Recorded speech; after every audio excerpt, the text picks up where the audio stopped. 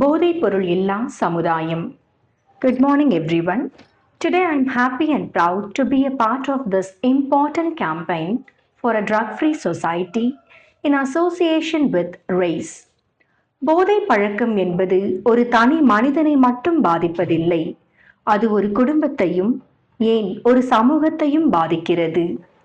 Dear parents, teachers and members of the society, it is our responsibility to guide our children for a healthy, responsible and meaningful life.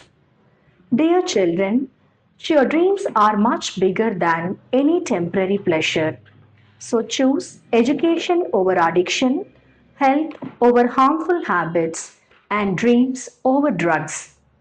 A drug free society is not just a dream. So let us all come together, stand together, support one another, and say no to drugs. A drug free society is our responsibility.